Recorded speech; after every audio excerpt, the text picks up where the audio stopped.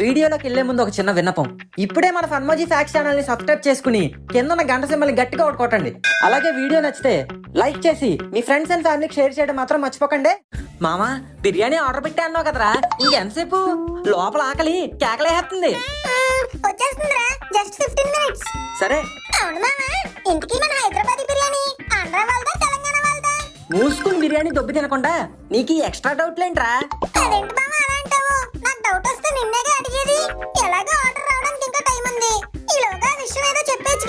సరే చెప్తాను. అసలు ఆ బిర్యానీ ఆంధ్ర వాళ్ళది తెలంగాణ వాళ్ళది కాదు, మన తెలుగు వాళ్ళది. ఎందుకంటే అది ఆంధ్ర తెలంగాణ అనే భేదాలు లేని 17th సెంచరీ నాటి వంటకం. ఆ హిస్టరీ అంతా తెలియాలంటే మిస్ అవ్వకుండా ఈ వీడియో మొత్తం చూడాలి.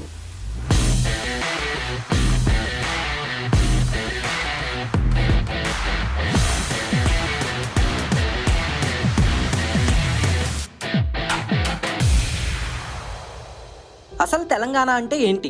ఒకప్పుడు 600 BC టు 500 BC మధ్యలో సోదస మహాజానపదాల కాలంలో మన ఇండియాలో 16 రాజ్యాలు ఉండేవి. అందులో సౌత్ ఇండియాలో గోదావరి కృష్ణా నదుల మధ్య అస్మక రాజ్యం ఉండేది. ఆ రాజ్యంలో 3 లింగాలు, శ్రీశైలం, కాళేశ్వరం అండ్ భీమేశ్వరం, అంటే ఇప్పటి ద్రాక్షారామం. వీటి మధ్యలో ఉన్న ప్రాంతాన్ని త్రిలింగ దేశం అని అనేవారు, అంటే కంట్రీ ఆఫ్ త్రిలింగాస్. ఆ త్రిలింగ దేశం పేరు కాలక్రమేణా త్రిలింగ అని, ఆ తర్వాత తిలింగ అని, ఆ తర్వాత తెలంగాణ అని, అండ్ ఫైనల్ గా తెలంగాణ అని మారింది.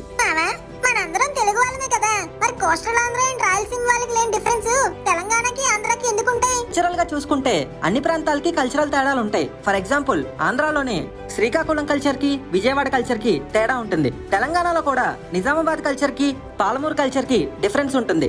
అండ్ అలాగే తెలంగాణలో పాలమూరు కల్చర్ కి రాయలసీమలో కర్నూలు కల్చర్ కి చాలా సిమిలారిటీస్ ఉంటాయి. సో కల్చర్ డిఫరెన్స్ అనేది స్టేట్స్ మధ్య మాత్రమే కాదు, స్టేట్స్ లో ఉన్న ప్రాంతాల మధ్య కూడా ఉంటాయి. సో ఆంధ్ర అండ్ తెలంగాణ ప్రాంతాలు వేరు వేరు అనే భావం కల్చర్ వల్ల కాదు, ఆ ప్రాంతాలను పాలించిన వేరు వేరు సామ్రాజ్యాల వల్ల. అంటే మన తెలుగు వాళ్ళని వేరే వేరే రాజ్యాలు పాలించాయా? అవును, కానీ మొదటి నుండి కాదు. 1687 వరకు అన్ని తెలుగు ప్రాంతాలను కుతుబ్ షాహీ రాజులు పాలించేవారు. కానీ 1687లో ఔరంగజేబ్ వచ్చి కుతుబ్ షాలను ఓడించి తెలుగు ప్రాంతాలను తన ఆధీనంలోకి తెచ్చుకున్నాడు.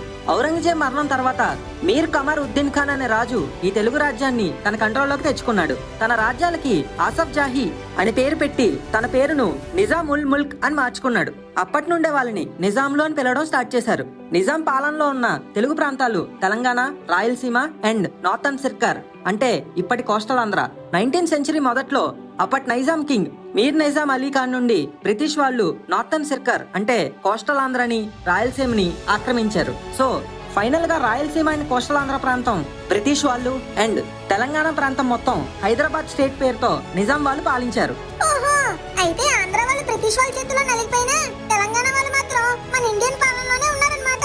అలా అనుకోవడమే పెద్ద పొరపాటు. ఎందుకంటే నిజాం పాలనలో పాపం తెలంగాణ వాళ్ళు నరకం చూశారనే చెప్పాలి. డెవలప్మెంట్ లేదు.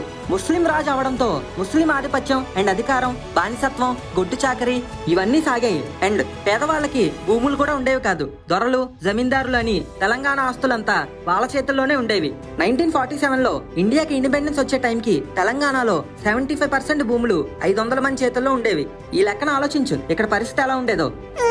కానీ సీమాంధ్రాల పరిస్థితి వేరు. బ్రిటిషర్స్ మనల్ని దోచుకున్నప్పటికీ వాళ్ళ జమీందారీ వ్యవస్థను తీసేశారు.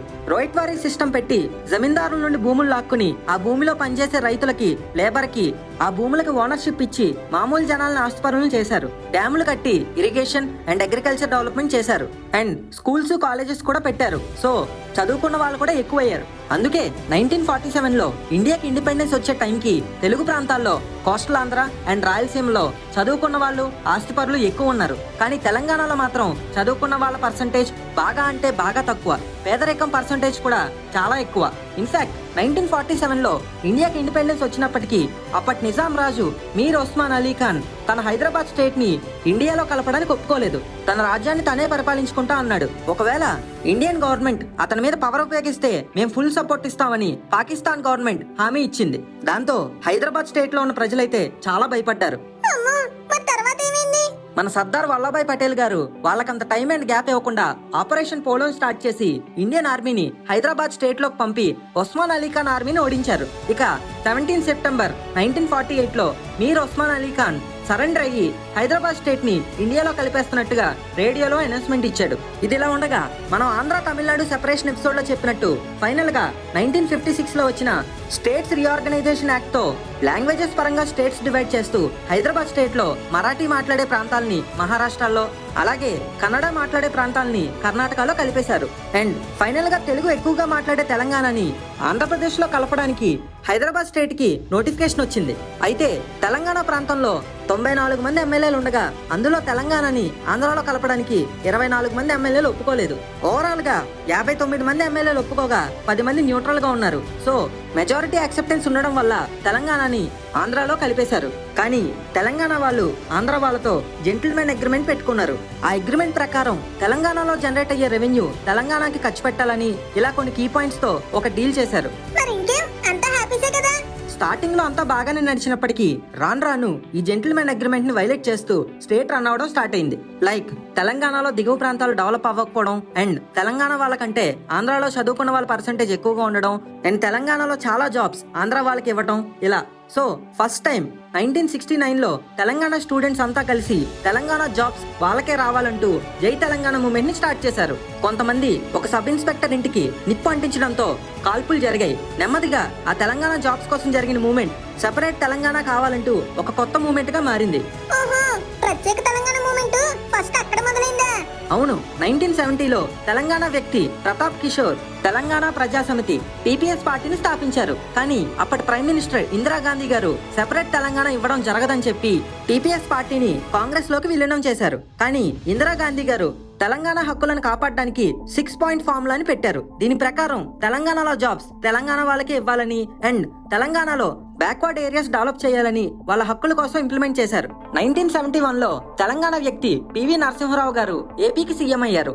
6 పాయింట్ ఫార్ములా బాగానే ఇంప్లిమెంట్ అవుతుంది. అయితే హైదరాబాద్ లో ఆంధ్ర వాళ్ళు బాగా ఇన్వెస్ట్ చేశారని, కానీ అక్కడ ఏపీ వాళ్ళకి జాబ్స్ ఇవ్వకపోవడంతో సొంత తెలుగు గడ్డపైన ఆంధ్ర వాళ్ళని పరాయి వాళ్ళ చూస్తున్నారని సీమాంధ్ర సెపరేట్ గా స్టేట్ ఇవ్వమంటూ జై ఆంధ్ర మూవ్మెంట్ స్టార్ట్ అయింది. ఆంధ్ర యూనివర్సిటీలోని స్టూడెంట్స్ ప్రొటెస్టులతో ఫైరింగ్ జరగడం వల్ల ఆంధ్రాలో 13 మంది స్టూడెంట్స్ ప్రాణాలు కోల్పోయారు. తెలుగు ప్రాంతాల్లో ఈ గొడవలు చూసి ఇందిరాగాంధీ గారు గవర్నమెంట్ ని ఆపి ప్రెసిడెంట్ రూల్ పెట్టారు. ఆ తర్వాత పరిస్థితులు కూల్ అయ్యాక మళ్ళీ గవర్నమెంట్ నడిచింది. అయితే తెలంగాణ అండ్ ఆంధ్ర ప్రాంతాల్లో ఈ గొడవలు జరుగుతూనే ఉన్నాయి. బట్ 1982లో తెలుగుదేశం పార్టీ అధికారంలోకి వచ్చాక అప్పటి చీఫ్ మినిస్టర్ ఎన్టీ రామారావు గారికి ఉన్న కల్ట్ ఫాలోయింగ్ వల్ల తెలంగాణ అండ్ ఆంధ్ర వాళ్ళు ఆయన వెనక నిలబడ్డారు. తెలంగాణ వాళ్ళు 6 పాయింట్ ఫార్ములాలో ప్రాబ్లమ్స్ చెప్పగా ఆయన వెంటనే జీవో 610 ని పాస్ చేసి తెలంగాణ వాళ్ళ జాబ్స్ తెలంగాణ వాళ్ళకే వచ్చేలా చేసి తెలంగాణలో ఎడ్యుకేషనల్ ఫెసిలిటీస్ ఇంప్రూవ్ చేసి అక్కడ లిటరసీ రేట్ పెరిగేలా చేశారు. అండ్ దొరల పాలన కూడా ఆపారు. హైదరాబాద్ లో 12 ఏళ్లకు పైగా ఉన్న వాళ్ళు మాత్రమే తెలంగాణ జాబ్స్ కి అర్హులని రూల్ పెట్టి తెలంగాణ అండ్ ఆంధ్ర ఇష్యూని కొంతవరకు సాల్వ్ చేశారు. ఇకపోతే ఆయన చనిపోయిన తర్వాత మళ్ళీ తెలంగాణలో ఇష్యూస్ రైజ్ అయ్యాయి. ఆంధ్రాలో ఇండస్ట్రీస్ అండ్ ఇన్ఫ్రాస్ట్రక్చర్ మీద గవర్నమెంట్ కాన్సన్ట్రేట్ చేస్తుంది తప్ప తెలంగాణ ఫార్మర్స్ మీద, ఇరిగేషన్ మీద ఫోకస్ చేయట్లేదని 2001లో కేసీఆర్ గారు టీఆర్ఎస్ పార్టీ పెట్టి సెపరేట్ తెలంగాణ కోసం ఒక మూవ్మెంట్ స్టార్ట్ చేశారు. కానీ 2004లో కాంగ్రెస్ పార్టీ అధికారంలోకి వచ్చాక వైఎస్ రాజశేఖర రెడ్డి గారు సీఎం అయ్యారు. ఆయన చాలా స్ట్రాటజీ ఉన్న లీడర్. ఆయన హయాంలో తెలంగాణలో సెపరేట్ స్టేట్ కోసం ఉద్యమాలు తగ్గాయి. 2009లో కూడా ఆయన గవర్నమెంటే అధికారంలోకి వచ్చింది. కానీ సెప్టెంబర్ 2, 2009లో ఆయన హెలికాప్టర్ క్రాష్ లో చనిపోయారు. ఆ తర్వాత అప్పటి ఆంధ్రప్రదేశ్ లో పవర్ క్రైసిస్ వచ్చింది. స్ట్రాంగ్ లీడర్షిప్ లేదు. So projects implementation and state ruling week అయింది. తెలంగాణ ఏరియాస్ అండర్ డెవలప్డ్ గా మిగిలిపోయాయి. ఇక 2009లో కేసీఆర్ గారు తెలంగాణ మూవ్మెంట్ ని స్ట్రాంగ్ చేశారు. సెపరేట్ తెలంగాణ కోసం నిరాహార దీక్ష కూడా చేశారు. దాంతో 2011 జనవరి 6న ఇండియన్ గవర్నమెంట్ శ్రీకృష్ణ కమిటీ వేసింది. ఆ కమిటీ ఇచ్చిన రిపోర్ట్ ఏంటంటే ఆంధ్రాలో తెలంగాణలో చాలా ఏరియాస్ కోస్టల్ ఆంధ్రాతో సమానంగా ఉన్నాయి, కానీ కొన్ని ఏరియాస్ అండర్ డెవలప్డ్ గా ఉన్నాయి. తెలంగాణ కంటే కూడా తక్కువ డెవలప్మెంట్ స్టేజ్ లో ఉన్నది రాయలసీమ అని 6 పాయింట్ ఫార్ములా వైలేట్ అవ్వడానికి రీజన్ తెలంగాణలో qualified people and eligible people తక్కువ ఉండడమే అని. సో తెలంగాణలో బ్యాక్వర్డ్ ఏరియాస్ ని డెవలప్ చేస్తే సరిపోద్దని, సెపరేషన్ అక్కర్లేదని చెప్పారు. కానీ మన తెలంగాణ వాళ్ళు దీనికి ఒప్పుకోలేదు. 2011 జూలై 20న యాదిరెడ్డి అనే వ్యక్తి తెలంగాణ కోసం పార్లమెంట్ ముందు సూసైడ్ చేసుకున్నారు. ఈ సంఘటన తెలంగాణ ఉద్యమకారుల్లో ఒక హీట్ ని రగిల్చింది. 2013లో అయితే తెలంగాణ మూవ్మెంట్ అండ్ సీమాంధ్రలో సమైక్యాంధ్ర మూవ్మెంట్ రెండు ఉద్యమాలు గట్టిగా స్టేట్ ని అస్తవ్యస్తం చేశాయి.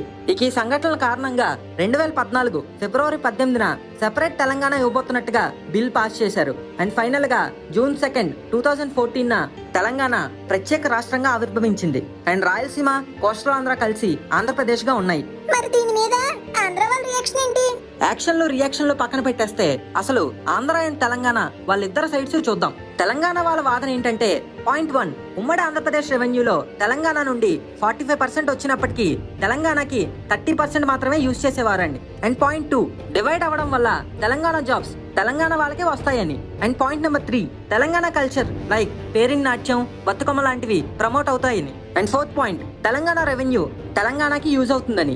అండ్ ఇప్పుడు ఆంధ్ర వాళ్ళ సైడ్ వాదన చూస్తే, పాయింట్ నెంబర్ 1, ఉమ్మడి ఆంధ్రాలో 45% రెవెన్యూ తెలంగాణ నుండి వచ్చినా సరే స్టేట్ రెవెన్యూ రిపోర్ట్ ప్రకారం ఆ 45% లో 37% రెవెన్యూ హైదరాబాద్ నుండి జనరేట్ అవుతుంది. హైదరాబాద్ లో తెలంగాణ వాళ్ళు మాత్రమే కాదు, కోస్టల్ ఆంధ్ర, రాయలసీమ వాళ్ళు కూడా ఎక్కువ ఉంటున్నారు. సో అది ఉమ్మడి ఆంధ్ర ప్రజల నుండి వచ్చే రెవెన్యూ.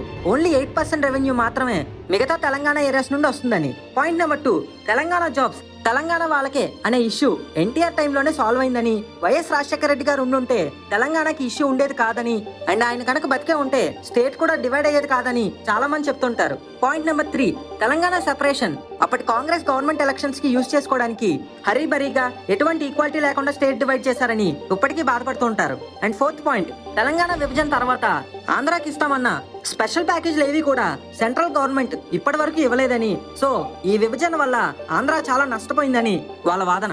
ఏది ఏమైనా ఎవరి హక్కులు వాళ్ళు కోరుకోవడంలో ఎటువంటి తప్పు లేదు. కానీ అంతిమంగా అందరూ బాగుండాలి, అందరూ బాగుపడాలి. పాలనలు మారచ్చు, ప్రాంతాలు విడిపోవచ్చు, కానీ తెలుగు వాళ్ళగా ఎప్పుడూ కలిసే ఉంటాం. ఒక తెలుగువాడిగా ఎప్పటికీ గర్వపడుతూనే ఉంటాం.